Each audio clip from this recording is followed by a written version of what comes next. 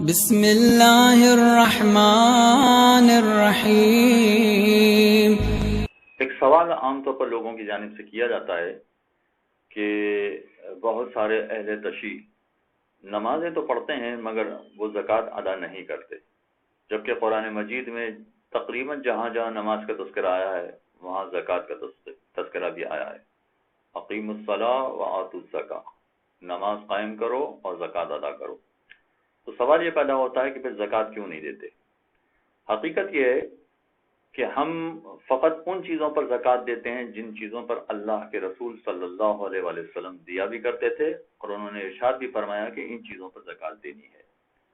باقی چیزوں پر زکوٰۃ نہیں دینی ہے۔ وجہ اس کی یہ ہے کہ جیسے نماز عبادت ہے اسی طرح سے زکوٰۃ عبادت ہے، اور عبادتوں کے لیے کچھ شرائط ہوتی ہیں، جب تک وہ شرائط پوری نہ ہوں اس وقت تک عبادت واجب نہیں ہوتی۔ مثلا فرض کیجئے کہ جب تک بچہ بالغ نہیں ہوتا اس پر نماز واجب نہیں ہوگی، اسی طرح سے جب تک نماز کا وقت نہیں آئے گا اس وقت تک نماز واجب نہیں ہوگی۔ مثلا فرض کیجئے کہ کل کی نماز میں آج پڑھنے بیٹھ جاؤں، تو ابھی کل کا دن آیا ہی نہیں ہے، تو میں کل کی نماز کیسے پڑھ سکتا ہوں؟ اس کے لیے یہ بھی شرط ہے کہ میرے پاس طہارت ہو، یہ بھی شرط ہے کہ قبلہ وغیرہ موجود ہو، تب نماز کی شرائط پوری ہوتی ہیں۔ تو جیسے نماز کے لیے شرائط ہیں اسی طرح سے زکوٰۃ کے لیے شرائط ہیں، جب تک وہ شرائط پوری نہیں ہوں گی اس وقت تک زکوٰۃ دینا ضروری نہیں ہوگا۔ اور فقط اپنی جانب سے یہ فرض کر لینا کہ صاحب ان چیزوں پر زکوٰۃ دینا پڑے گی، یہ عبادت نہیں کہلائے گی، اس لیے کہ عبادت میں جیسا طریقہ بتایا گیا ہوتا ہے ویسا طریقہ اختیار کرنا پڑتا ہے، ورنہ وہ عبادت باطل ہو جاتی ہے۔ مثلا فرض کیجئے کہ مغرب کی 3 رکعت ہے اور میں مغرب کی 4 رکعت نماز پڑھوں تو میری مغرب کی نماز باطل ہو جائے گی۔ اور اگر کوئی مجھ سے سوال کرے کہ صاحب آپ نے 4 رکعت نماز پڑھ لی ہے، نماز باطل ہو گئی ہے، اور میں یہ جواب دوں کہ صاحب باطل کیسے ہو گئی ہے، خدا نے 3 رکعت مانگی تھی، میں نے 4 رکعت دے دی ہے، تو 1 رکعت زیادہ ہی تو دے دی ہے نا، کم تو نہیں دی ہے، پھر میری نماز کیوں باطل ہو گئی؟ لیکن کوئی اس بات کو مانے گا نہیں، ہر ایک یہی کہے گا کہ جی ہاں آپ نے زیادہ بھی دے دی ہے تب بھی آپ کی نماز باطل ہے، اس لیے کہ یہ نماز جیسے بتائی گئی ہے ویسے ہی پڑھنا پڑے گی۔ بالکل زکوٰۃ کا معاملہ بھی ایسا ہی ہے، جیسے زکوٰۃ بتائی گئی ہے ویسے ہی زکوٰۃ دینا پڑے گی۔ ہم اپنی طرف سے نہ اس میں کوئی اضافہ کر سکتے ہیں نہ اس میں کسی طرح کی کمی کر سکتے ہیں۔ کمی میں تو چلیں لوگ اعتراض کریں گے، مگر اضافہ بھی اگر ہم کرنا چاہیں تو نہیں کر سکتے، اس لیے کہ یہ عبادت ہے، اور عبادت جیسے اللہ کے رسول صلی اللہ علیہ وآلہ وسلم نے بتائی ہے اسی طرح سے انجام دینی پڑتی ہے۔ لہذا وہ ساری چیزیں کہ جو اللہ کے رسول نے بتائی ہیں، اگر ان احادیث کا مطالعہ کیا جائے تو آپ اندازہ کریں گے کہ کسی حدیث میں 4 چیزوں کا تذکرہ آیا ہے، کسی میں 6 چیزوں کا تذکرہ آیا ہے، کسی میں 10 چیزوں کا تذکرہ آیا ہے، بس اس سے زیادہ چیزوں کا تذکرہ نہیں آیا ہے۔ باقاعدہ بتایا گیا ہے کہ ان چیزوں پر زکوٰۃ دیں۔ اگر باقاعدہ احادیث میں بتا دیا گیا ہے کہ ان چیزوں پر زکوٰۃ دیں تو ان سے زیادہ چیزوں پر زکوٰۃ دینا یہ عبادت نہیں کہلائے گی، تو عبادت کے مخالف ہو جائے گا۔ چنانچہ جن چیزوں پر اللہ کے رسول نے کہا ہے فقط ان چیزوں پر زکوٰۃ ہم ادا کرتے ہیں اور ادا کرنا چاہیے ان چیزوں پر، اور باقی چیزیں ہم فقط یہ فرض کر لیں کہ ان کی بھی مالیت ہوتی ہے اور ان کے بھی ویلیو ہوتی ہے، مانیٹری ویلیو ہوتی ہے اس کی، لہذا اس پر زکوٰۃ ادا کرنا چاہیے، تو ایسا نہیں ہے۔ اللہ کے رسول کے زمانے میں بھی بہت ساری چیزیں ایسی تھیں کہ جن کی مالیت ہوتی تھی مگر اللہ کے رسول نے ان کا نام نہیں لیا کہ ان چیزوں پر زکوٰۃ ہوتی ہے۔ ہزاروں چیزیں ایسی ہیں کہ جن کا تذکرہ حدیثوں میں نہیں آیا ہے، اور جب نہیں آیا ہے تو پھر ان چیزوں پر زکوٰۃ نہیں ہوگی۔ یہ جیسے اللہ کے رسول نے فرمایا ہے فقط انہی چیزوں پر زکوٰۃ ہوگی، ورنہ رسول کی یہ حدیث معاذ اللہ ثم معاذ اللہ لغو ہو جائیں گی، بیکار ہو جائیں گی۔ انہیں رسول نے اگر کسی حدیث میں 4 چیزوں کا تذکرہ کیا ہے، کسی حدیث میں 10 چیزوں کا تذکرہ کیا ہے، کسی حدیث میں 6 چیزوں کا تذکرہ کیا ہے، تو یہ 4 کا تذکرہ کرنا، 6 کا تذکرہ کرنا، 10 کا تذکرہ کرنا، ہم یہ تو کر سکتے ہیں کہ ہم ان حدیثوں کو جمع کرنے کے بعد ان ساری چیزوں کے بارے میں تحقیق کریں کہ ان میں سے کس پر زکوٰۃ واجب ہے اور کس پر زکوٰۃ سنت ہے یا مستحب ہے، یہ تو ہم تحقیق کر سکتے ہیں۔ مگر ان کے علاوہ باقی چیزوں کا جس کا تذکرہ ہی نہیں کیا، تو اگر ہم فرض کریں ان پر زکوٰۃ دینے بیٹھ جاتے ہیں فقط یہ فرض کرتے ہوئے کہ ان کی بھی مالیت ہوتی ہے لہذا اس پر زکوٰۃ دینا چاہیے، تو رسول نے جو 4 چیزیں یا 6 چیزوں کا تذکرہ کیا ہے یہ لغو ہو جائے گا، بیکار ہو جائے گا، معاذ اللہ ثم معاذ اللہ۔ حقیقت یہ ہے کہ اگر ساری چیزوں پر زکوٰۃ ہوتی تو اللہ کے رسول کو یہ ارشاد فرمانا چاہیے کہ جن چیزوں کی مالیت ہوتی ہے سب پر زکوٰۃ ہے، جبکہ ایسی حدیث نہیں ہے کہ جن چیزوں کی مالیت سمجھی جاتی ہے ان سب پر زکوٰۃ ہوتی ہے۔ ایسا نہیں ہے. تو اگر فرض کریں کہ اگر کسی مقام پر ہم یہ فرض کر لیں کہ جن چیزوں کی بھی مالیت ہوتی ہے ان پر زکوٰۃ ہے، تو اس کا نتیجہ کیا نکلے گا کہ جس کی مالیت نہیں ہوتی ہے اس پر زکوٰۃ نہیں ہے. تو بہت ساری چیزیں ایسی نکل جائیں گی کہ جس پر زکوٰۃ آنا چاہیے مگر زکوٰۃ نہیں آئے گی. یعنی فرض کیجئے کہ کسی مقام پر گندم بے تحاشا پیدا ہوتی ہے اور اتنی زیادہ پیدا ہوتی ہے کہ لوگ اس کی پرواہ ہی نہیں کرتے ہیں. تو ہم کہیں کہ صاحب ان گندم کی کوئی مالیت نہیں ہے، جو اٹھا کے چاہے لے جائے، چاہے اگرچہ ہماری زمین پر یہ گندم ہوگی ہے، مگر اس کے باوجود اس کی کوئی مالیت نہیں ہے، اس کی کوئی حقیقت نہیں ہے، اس لیے کہ سب کے یہاں گندم اتنی زیادہ ہو رہی ہے، تو اس گندم کی کوئی مالیت نہیں رہ گئی، کوئی وقت نہیں رہ گئی، لہٰذا اس پر زکوٰۃ نہیں ہوگی. نتیجہ نکلے گا کہ جس پر اللہ کے رسول نے کہا تھا کہ زکوٰۃ دو، ہم فقط اس کو زکوٰۃ سے اس لیے نکال دیں گے کہ اس کی مالیت نہیں رہی، جبکہ اللہ کے رسول کہہ رہے ہیں کہ اس پر زکوٰۃ دو،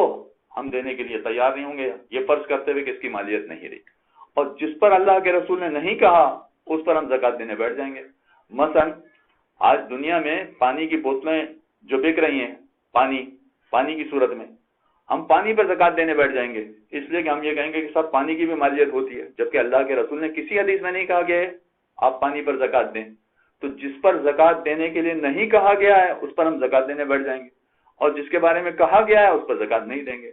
اگر ہم یہ کلیہ اپنی طرف سے قائم کر لیں کہ جس کی مالیت ہوتی ہے اس کی زکوٰۃ دی جاتی ہے اور جس کی مالیت نہیں ہوتی اس کی زکوٰۃ نہیں دی جاتی، تو بہت ساری چیزیں ایسی آ جائیں گی کہ جس پر اللہ کے رسول نے نہیں کہا ہم زکوٰۃ دینے بیٹھ جائیں گے، اور جن چیزوں کے بارے میں اللہ کے رسول نے کہا ہے کہ ان پر زکوٰۃ دو، ہم ان پر زکوٰۃ نہیں دیں گے. چنانچہ یہ دین کے احکامات اپنی مرضی سے یا اپنی منطق سے نہیں چلتے ہیں، باقاعدہ جو کچھ اللہ کے رسول نے احادیث میں بیان کیا ہے یا قرآن کی آیات میں ان کا تذکرہ آیا ہے، فقط وہی چیزیں عبادات کے اعتبار سے واجب یا فرض بنتی ہیں، ورنہ عام چیزیں اپنی منطق کے اعتبار سے نہ ان کو واجب بنا سکتے ہیں نہ ان کو فرض بنا سکتے ہیں. یہ دین میں ایک طرح کی مداخلت ہو جائے گی. وصلی اللہ علی محمد اللهم صل على محمد وآل محمد. اللهم صل على محمد وآل محمد. اعوذ باللہ من الشیطان الرجیم. بسم اللہ الرحمن الرحیم. مسلمانوں کا ایک گروہ اہل تشیع پر یہ الزام عائد کرتا ہے کہ یہ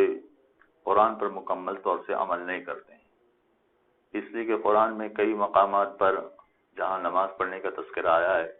قریب ساتھ زکوٰۃ دینے کا تذکرہ بھی آیا ہے. اقیموا الصلاۃ وآتوا الزکاۃ. تو یہ نماز تو پڑھتے ہیں مگر زکوٰۃ نہیں دیتے ہیں. حقیقت یہ ہے کہ اہل تشیع نماز بھی پڑھتے ہیں اور زکوٰۃ بھی دیتے ہیں. یہ اس وقت میرا عنوان نہیں ہے، لہذا اس کی تفصیل میں نہیں جا رہا. البتہ یہ بات طے ہے قرآن میں کچھ ایسے مقامات ہیں کہ جہاں پر مسلمانوں کو ایک حکم دیا گیا ہے مگر مسلمانوں کی اکثریت اس پر عمل نہیں کر رہی ہے، اور اس کا تعلق خمس سے ہے. جب ٹی وی کے ایک پروگرام میں مجھ سے یہ سوال کیا گیا تھا اور وہ پروگرام لائیو بھی چل رہا تھا کہ خمس کا پس منظر بتائیے، تو عام طور پر ٹی وی میں یہ ہوتا ہے کہ تھوڑے وقفے بعد ایک وقفہ لیا جاتا ہے، لہذا سوال کرنے والے نے تو سوال کر لیا، لیکن جواب دینے سے پہلے ایک وقفہ آ گیا تھا، لہذا وقفے کے بعد مجھے جواب دینا تھا. تو میرے ساتھ جو کمپیئر بیٹھے تھے اس سے میں نے پوچھا کہ اس کمرے میں کہیں آپ کو کوئی قرآن مجید کی کتاب نظر آ رہی ہے یا قرآن مجید کا کوئی نسخہ نظر آ رہا ہے؟ ہم نے ادھر ادھر دیکھا، ہمیں کہیں نظر نہیں آیا، لیکن میری آواز کنٹرول روم میں چلی گئی تو وہاں سے ایک دیندار صاحب جو میری طرح لمبی داڑھی رکھنے والے تھے وہ تشریف لائے اور مجھ سے پوچھا کہ مولانا صاحب آپ کو قرآن مجید چاہیے؟ میں نے کہا جی ہاں. وہ فٹافٹ اپنی لائبریری میں گئے اور ایک بڑا سا قرآن مجید کا نسخہ لے کر آئے جو ترجمہ شدہ تھا، اور یہ خوش قسمتی تھی کہ وہ ترجمہ جناب مولانا امام احمد رضا بریلوی صاحب کا کیا ہوا تھا، جو ترجمہ ایک بہت مناسب اور متدین قسم کا ترجمہ ہے. لہذا جب وقفہ ختم ہوا تو میں نے مناسب سمجھا کہ جب سوال کیا گیا ہے کہ خمس کا پس منظر بتائیے، تو یہ مناسب سمجھا کہ بجائے اس کے کہ میں تاریخ کے حوالے سے یا حدیث کے حوالے سے کوئی بات بیان کروں، ہو سکتا ہے کہ لوگوں کی سمجھ میں نہ آئے، کیوں نہ قرآن کے حوالے سے بیان کروں۔ تو اگرچہ مجھے قرآن کی وہ آیت معلوم تھی، 10ویں پارے کی سب سے پہلی آیت، وَاعْلَمُوا أَنَّمَا غَنِمْتُم مِّن شَيْءٍ فَأَنَّ لِلَّهِ خُمُسَهُ وَلِلرَّسُولِ وَلِذِي الْقُرْبَى وَالْيَتَامَى وَالْمَسَاكِينِ وَابْنِ السَّبِيلِ، 10ویں پارے کی سب سے پہلی آیت ہے۔ اب میں نے امام رضا بریلوی صاحب کا ترجمہ کھول کر قرآن کی وہ آیت بھی پڑھی اور اس کا ترجمہ بھی۔ ترجمہ اس کا یہ ہے کہ وَاعْلَمُوا أَنَّمَا غَنِمْتُم، جو تم مال غنیمت حاصل کرتے ہو، اور مال غنیمت کا مطلب انہوں نے بھی یہ تحریر کیا ہے کہ جو روزمرہ کی آمدنی ہوتی ہے، چاہے ملازمت کے ذریعے سے ہو، زراعت کے ذریعے سے ہو یا کاروبار کے ذریعے سے ہو، وہ بھی اس میں شامل ہے کہ جو مال غنیمت تم حاصل کرتے ہو، یعنی وہ مال غنیمت کے جو کفار سے لڑائی کے نتیجے میں حاصل ہوتا ہے، اور وہ مال غنیمت کے جو آپ اپنی تجارت سے یا ملازمت سے حاصل کرتے ہیں۔ عربی زبان کے اعتبار سے دونوں کا ترجمہ ایک ہی ہوگا، یعنی مال غنیمت، یعنی جو آپ فائدہ حاصل کرتے ہیں۔ وَاعْلَمُوا أَنَّمَا غَنِمْتُم مِّن شَيْءٍ فَأَنَّ لِلَّهِ خُمُسَهُ، جو فائدہ تم حاصل کرتے ہو تو اس کے لیے اس کا 5واں حصہ اللہ کا حق ہے۔ فَأَنَّ لِلَّهِ خُمُسَهُ، جو خمسہ کا لفظ ہے یہ سب سے پہلے قرآن میں استعمال ہوا، یعنی خمس کی ادائیگی کا لفظ، یعنی جتنی آمدنی تمہاری حاصل ہو رہی ہے اس کا 5واں حصہ اللہ کی راہ میں خرچ کرنا، یہ خمس کا لفظ سب سے پہلے پروردگار نے قرآن مجید میں استعمال کیا ہے۔ تو اس کا پس منظر ہم تاریخ سے ثابت کریں یا حدیث سے ثابت کریں یا دوسرے علماء کے اقوال سے ثابت کریں، سب سے اہم ماخذ جو اسلامی ماخذوں میں پایا جاتا ہے وہ قرآن مجید ہے، چنانچہ قرآن مجید ہی سے خمس ثابت ہے۔ تو اب جو اعتراض کیا جاتا ہے کہ اہل تشیع زکوٰۃ نہیں دیتے، میں نے گزارش کی کہ دیتے ہیں، مگر وہ ان چیزوں پر دیتے ہیں کہ جس پر اللہ کے رسول نے ارشاد فرمایا۔ لیکن یہ اعتراض اب برادران اہل سنت پر بھی آ جائے گا کہ اہل سنت خمس نہیں دیتے ہیں، جبکہ اس کا تذکرہ قرآن مجید میں موجود ہے۔ وَأَنَّ لِلَّهِ خُمُسَهُ وَلِذِي الْقُرْبَى وَالْيَتَامَى وَالْمَسَاكِينِ، اللہ کا حق ہے، رسول کا حق ہے، ذی القربہ کا حق ہے، یتیم اور ابن سبیل کا حق ہے۔ یہ وہ افراد ہیں کہ جن کا حق قرآن مجید بتا رہا ہے کہ تمہاری جتنی آمدنی ہوتی ہے اس میں 5واں حصہ ان افراد کا حق ہے۔ لہذا خمس کا پس منظر جب میں نے جواب کے طور پر بیان کیا تھا تو جو کنٹرول روم میں صاحب بیٹھے ہوئے تھے جنہوں نے مجھے قرآن مجید لا کر دیا تھا، جب دوبارہ وقفہ آیا تو وہ میرے پاس آئے اور کہا کہ مولانا صاحب ذرا وہ آیت دوبارہ بتائیے۔ یہ آیت میں نے دوبارہ ان کو بتائی تو کہنے لگے کہ ہم تو اتنا قرآن پڑھتے ہیں کہ ہم حافظ قرآن بنتے ہیں، کبھی ہماری توجہ اس کی طرف نہیں گئی تھی کہ ہم قرآن کے اس حکم پر بھی عمل کریں، یعنی خمس نکالیں۔ یہ آج آپ کی بات سن کے پہلی مرتبہ میں متوجہ ہو رہا ہوں کہ قرآن میں خمس کا تذکرہ بھی موجود ہے۔ جی ہاں، اگر برادران اہل سنت متوجہ نہیں ہوئے تو کوئی تعجب کی بات نہیں ہے، اس لیے کہ وہ اہل بیت کی پیروی کرنے والے نہیں ہیں، جبکہ اہل تشیع وہ افراد ہیں کہ جو اہل بیت کی پیروی کرتے ہیں۔ پھر اگر اہل بیت کی پیروی کرتے ہیں تو پھر تو یہ سوال کرنا ہی نہیں چاہیے ان کو کہ یہ خمس کہاں سے آ گیا، یہ خمس قرآن سے چلا آ رہا ہے۔ پھر معصوم نے اپنے کلام میں اس کا تذکرہ کیا ہے، لہذا علماء نے اپنے کلام میں ان کا تذکرہ کیا ہے، اپنی کتابوں میں اس کا تذکرہ کیا ہے، اور اس کے بارے میں بڑی سخت قسم کی روایتیں بھی موجود ہیں۔ پروردگار ہمیں خمس کی ادائیگی کے ذریعے سے قرآن مجید پر مکمل عمل کرنے کی توفیق عطا فرمائے۔ صلی اللہ علیہ محمد اللهم صل على محمد وآل محمد۔ بسم اللہ الرحمن الرحیم۔ رمضان کے اختتام پر فطرہ نکالا جاتا ہے اور اس کا وقت تو مغرب کے وقت سے شروع ہوتا ہے۔ مغرب سے ذرا سا ایک لمحہ پہلے سے فطرے کے واجب ہونے کی شرائط شروع ہوتی ہیں، مگر اس وقت وہ گزارشات میں آپ کے سامنے پیش نہیں کرنا چاہتا، بلکہ جو فطرہ نکالنے کے اجناس ہیں اس کے بارے میں تھوڑی سی گفتگو کرنا چاہتا ہوں۔ عام طور پر پرانے علماء کا طریقہ کار یہ تھا کہ فطرے میں آپ جو کچھ بھی کھاتے پیتے ہیں، گندم، چاول اور اسی طرح کی دوسری چیزیں جو آپ کھانے پینے والی استعمال کرتے ہیں، اس کا فطرہ نکال دیں تو صحیح ہو جاتا ہے۔ پھر وہ کہا کرتے تھے کہ مگر آپ کھجور کا فطرہ یا کشمش کا فطرہ ادا کر دیں تو بہت اچھا ہے۔ سب سے اچھا یہ ہے کہ آپ کھجور کا فطرہ ادا کریں یا کشمش کا فطرہ ادا کریں۔ مگر اس سلسلے میں آیت اللہ سیستانی کا نظریہ ذرا سا مختلف ہے۔ تو وہ سارے افراد جو آیت اللہ سیستانی کے مسائل پر عمل کرنے والے ہیں، ان کو یہ بات پیش نظر رکھنا پڑے گی کہ وہ فرماتے ہیں کہ آپ کے شہر میں جو غذا سب سے زیادہ رائج ہے، اس غذا کا فطرہ نکالنا پڑے گا۔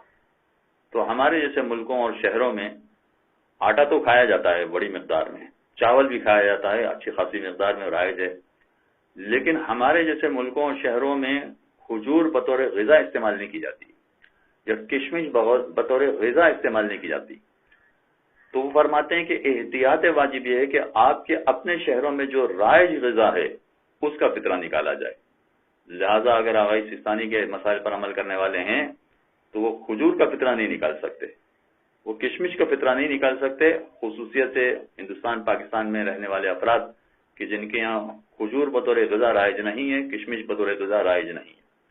تو ان کے یہاں جو چیز بطور غذا رائج ہے اس کا فطرہ نکالا جائے گا تو کوئی حرج نہیں۔ لہذا گندم کا فطرہ نکالیں تب بھی صحیح ہے، اور اگر چاول کا فطرہ نکالیں گے تب بھی صحیح ہے،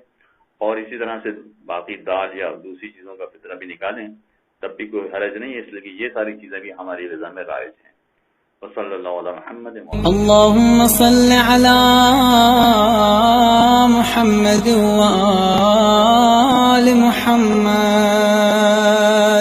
بسم اللہ الرحمن الرحیم۔ چند سال پہلے میں ایک مسئلہ پیش کر چکا تھا کہ اگر آپ فطرے کی رقم نکالتے ہیں تو اس رقم کو تبدیل نہیں کر سکتے ہیں۔ بنیادی وجہ اس کی یہ ہے کہ جب فطرہ نکال دیا جائے تو وہ معین ہو جاتا ہے، یعنی وہ نوٹ بھی معین ہو جاتے ہیں۔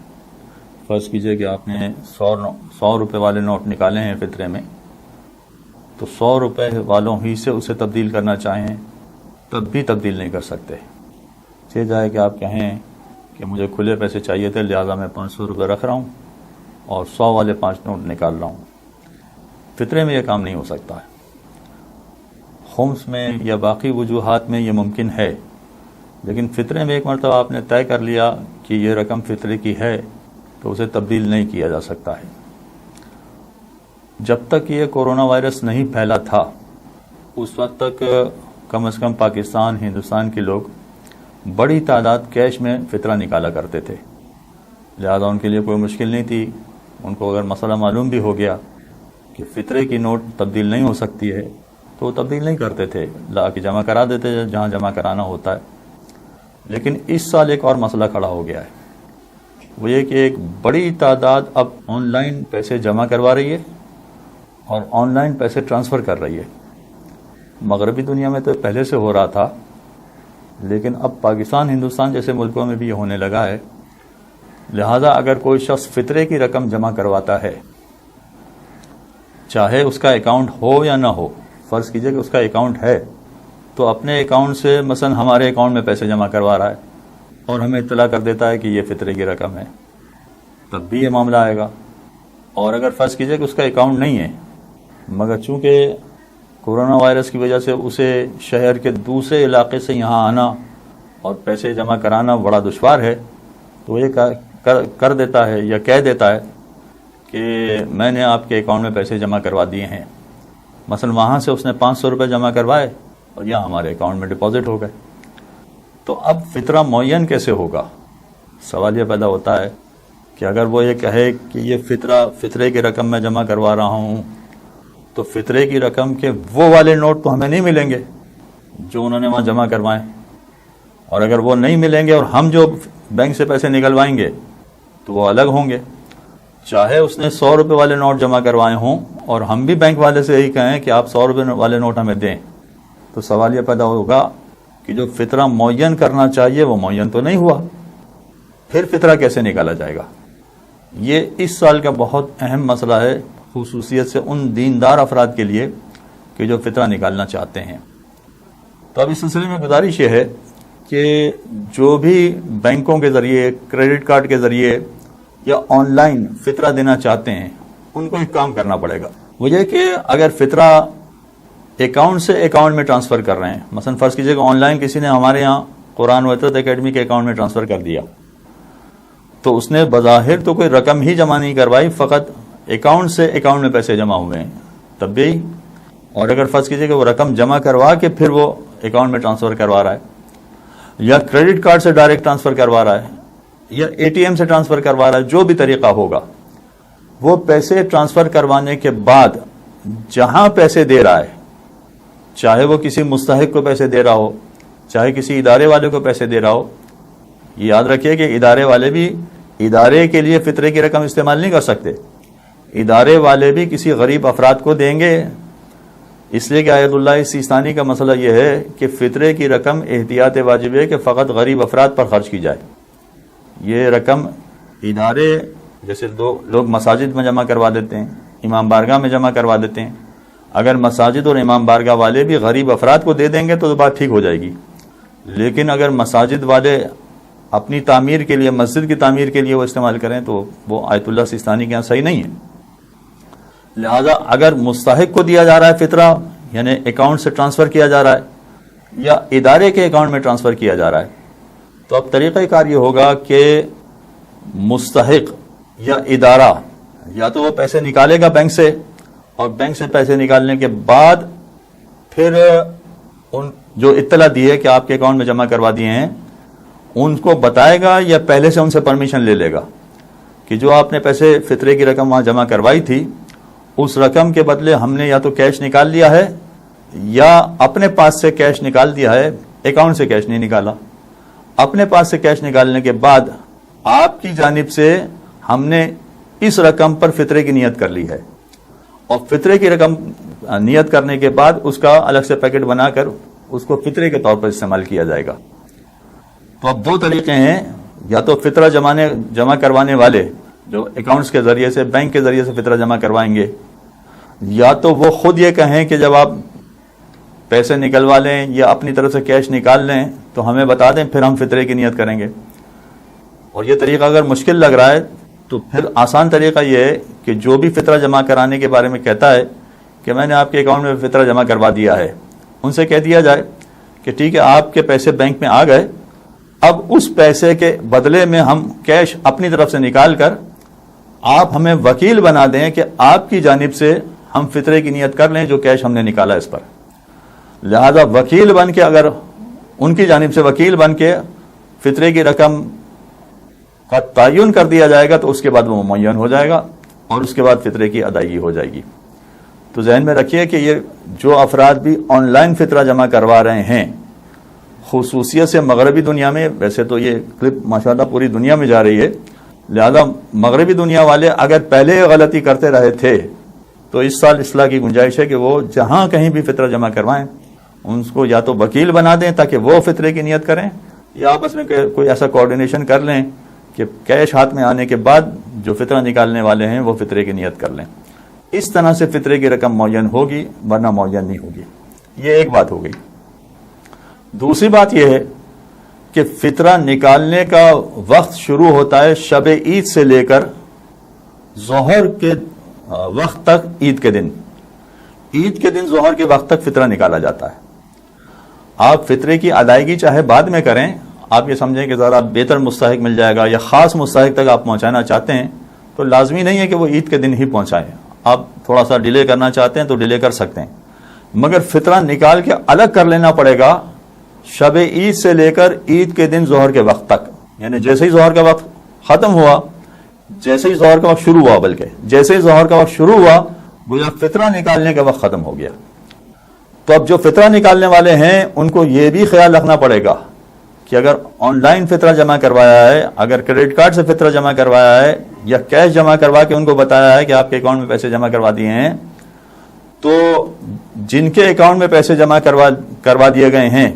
ان کے پاس یہ گنجائش موجود ہو کہ ظہر کے وقت تک وہ یا تو کیش نکلوا لیں بینک سے یا اپنے پاس سے کیش نکال کے اس کے مد مقابل رکھ کے ظہر تک وہ فطرے کی نیت کرنے کے قابل ہو جائیں. اگر فرض کیجئے کہ کسی نے فطرہ تو پہلے جمع کروا دیا، ہو سکتا ہے کہ شب عید جمع کروا دیا، بلکہ رمضان میں بھی فطرہ جمع کرانے کی اجازت ہے، لہذا رمضان میں فطرہ جمع کروا دیا، جو اس سال کم از کم آسان کام ہے کہ رمضان کے وقت ہی، رمضان کے مہینے ہی میں فطرہ جمع کروا دیا جائے. اب اگر رمضان میں فطرہ جمع کروایا مگر عید تک بتایا نہیں کہ آپ کے اکاؤنٹ میں پیسے جمع کروا دیے ہیں، تو اس کو تو نہیں پتہ چلے گا، اسے تو معلوم نہیں ہوگا. اب وہ فطرہ اپنا اکاؤنٹ چیک کرے گا عید کے بعد جا کے، 2 دن بعد 3 دن بعد جب بینک کھولیں گے اس کے بعد جا کے چیک کرے گا. اور پھر جب اس کو پتہ چلے گا کہ مثلا آپ نے فطرہ جمع کروایا ہے تو آپ سے کس طرح سے کانٹیکٹ کرے، یا آپ عید کے دن ظہر کے بعد کانٹیکٹ کریں، تو کہے گا اب تو یہ فطرہ نہیں بن سکتا ہے، اب تو یہ مشکل ہو گیا. لہذا اس میں بہتر راستہ یہی ہے کہ رمضان کے مہینے میں فطرہ نکال کر رمضان ہی کے مہینے میں بتا دیا جائے کہ یہ آپ کے اکاؤنٹ میں پیسہ جمع ہوا ہے، لہذا آپ اس کو فطرے کی نیت کر کے اس کو معین کر دیں اور فطرے کے طور پر ادائیگی کر دیں. قرآن و عطرت اکیڈمی کی جانب سے اس سال پاکستان میں فطرے کی رقم 200 روپے معین کی گئی ہے، تو فی فرد 200 روپے کے حساب سے فطرہ نکالا جائے گا. پروردگار انشاءاللہ آپ کی عبادتیں قبول فرمائے. وصلی اللہ علی محمد وآلہ الطاہرین. اللهم صل على محمد وآل محمد.